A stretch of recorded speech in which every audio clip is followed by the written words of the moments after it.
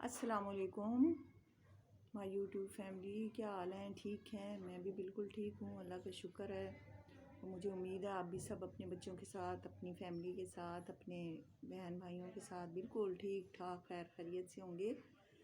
تو رات کو میں نے لائیو میں اعجاز شاہ کی لائیو دیکھی تو بڑی مجھے حیرت ہوئی۔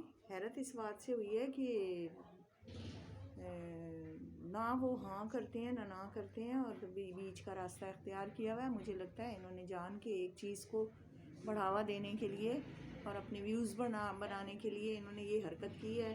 اور یہ تو خیر پہلے بھی کسی نے بتایا تھا کہ گھونچو صاحب نے اور شاہ جی نے مل کے پلان بنایا کہ ہم چلو یہ بناتے ہیں، بچی کا نام لیتے ہیں تو اس چیز کو بڑھائیں گے، ہمارے ویوز بڑھیں گے۔ ظاہر اب ان کے پاس اور تو کوئی کانٹینٹ ہے ہی نہیں، یہی ہے۔ اللہ سے توبہ تو وہ کرتے نہیں ہیں۔ اور یہ جو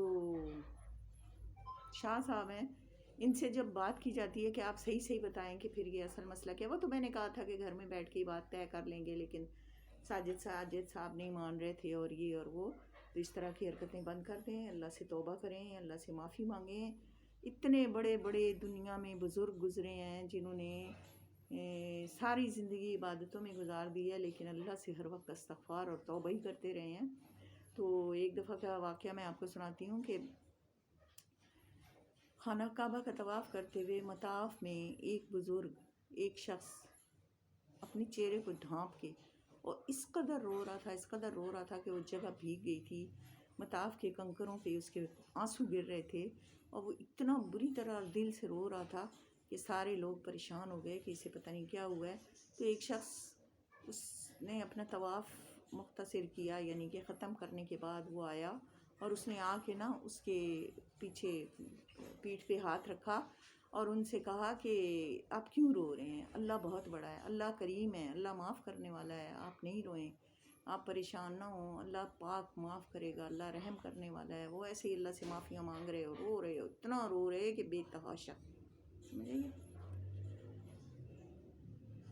اس بندے نے جب ان کو بہت زیادہ تسلیاں دیں اور بہت محبت سے پیار سے سارے لوگ اکٹھے ہو گئے، ان کو منانے لگ گئے، پھر انہوں نے وہاں نفل پڑھ کے پھر انہوں نے رونا شروع کر دیا۔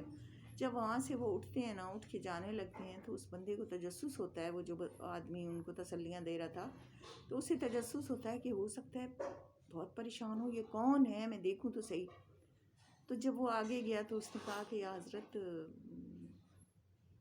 چہرے سے نقاب ہٹائیں، میں آپ کی انہوں نے جب چہرے سے نقاب ہٹایا تو پتہ ہے وہ کون تھے؟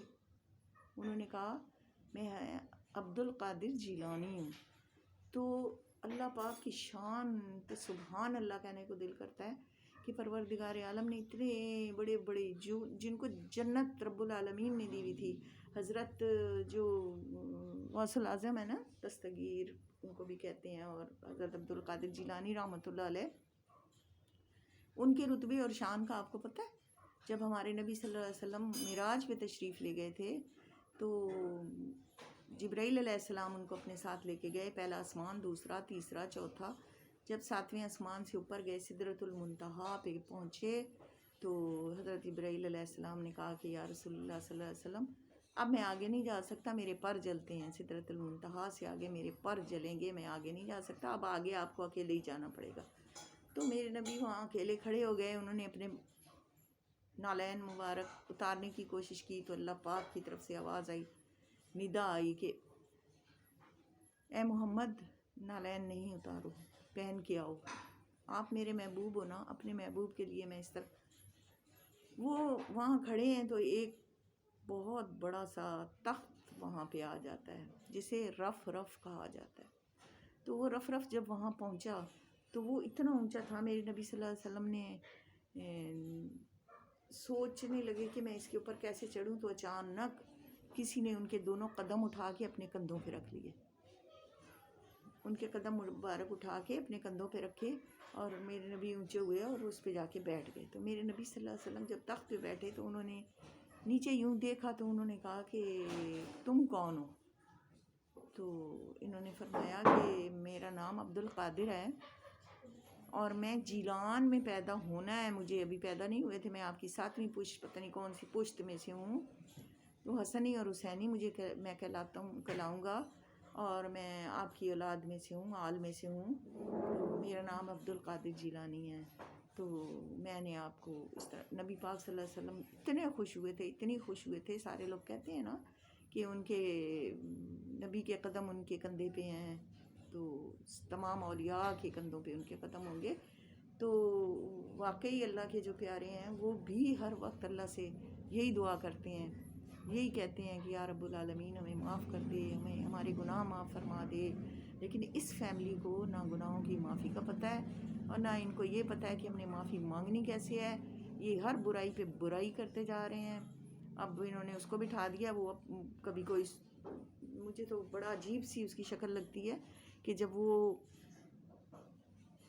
وائی ٹی پہ بیٹھ کے مسکرا رہا ہوتا ہے اور عجیب و غریب قسم کی باتیں ہو رہی ہوتی ہیں، اور بچیاں اور لڑکیاں اور عورتیں اور ساری وہاں پہنچی ہوئی ہوتی ہیں، اور کوئی کسی کو برا کہہ رہا ہوتا ہے، کوئی کسی کو برا کہہ رہا ہوتا ہے، اور جب اس کا نام، بچی کا نام آتا ہے نا، تو اس کی مسکراہٹ دیکھنے کے قابل ہوتی ہے۔ وہ مسکرا کے کہتا ہے ہاں یہ تو پھر وہ میڈم جو اصل جو ہیں کردار، ان کو سامنے آنا چاہیے۔ کبھی اس نے ستارہ کا نام نہیں لیا، کبھی اس نے ستارہ کو مخاطب نہیں کیا۔ وہ کہتا ہے وہ تو میڈم کو چاہیے، وہ جو اصل میں جو مین کردار ہے وہ بولے، ان کو آنا چاہیے، یہ ہے وہ ہے۔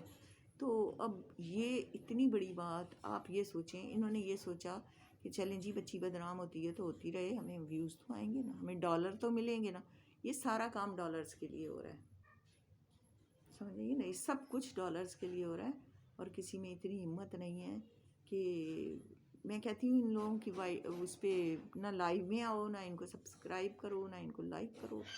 ان کے اوپر اللہ پاک نے ایسی لعنت بھیج دی ہے کہ ان کو کچھ نہیں پتہ کہ ہم کیا غلط کر رہے ہیں اور کیا صحیح کر رہے ہیں، ٹھیک ہے نا۔